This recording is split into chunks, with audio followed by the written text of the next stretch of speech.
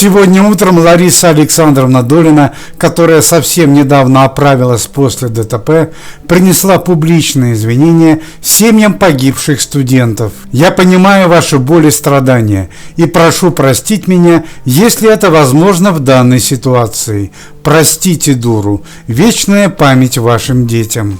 Стало известно, что после трагического несчастья Долина покинула пост заведующей кафедрой Московского государственного института культуры. Лариса Александровна также присутствовала на прощании со студентами на Кунцевском кладбище столицы, однако похороны не обошлись без чрезвычайного происшествия.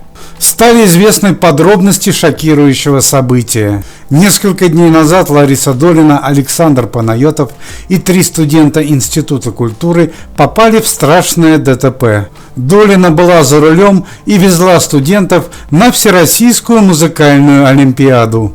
Однако на улице Библиотечной около Института культуры произошло чрезвычайное происшествие. Женщина прямо перед машиной артистки перебегала улицу на красный свет.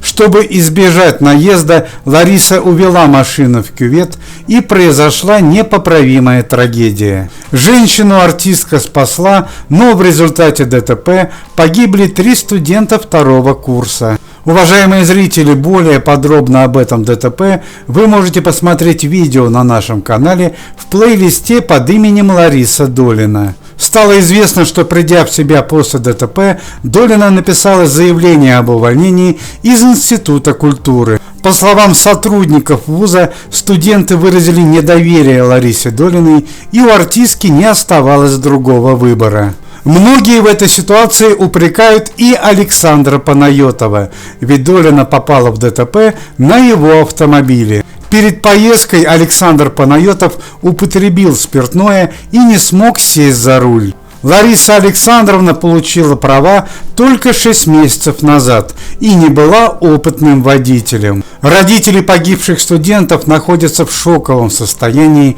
и не оценили слова прощения Ларисы Долиной. Однако вчера российская артистка, чувствуя свою вину, приехала на Кунцевское кладбище, чтобы попросить прощения у родителей и проститься со своими студентами. Однако Ларису Долину и Александра Панайотова не допустили к траурной процессии. В интервью центральной прессе родной брат одного из погибших студентов заявил: «Вроде бы почтенная и известная артистка, но как она может не понимать, что в такой момент на кладбище ей делать просто нечего?» Уже после прощальной церемонии Лариса вновь попыталась извиниться перед родителями погибших. Однако те даже не удостоили Долину внимания и прошли мимо, не проронив ни слова.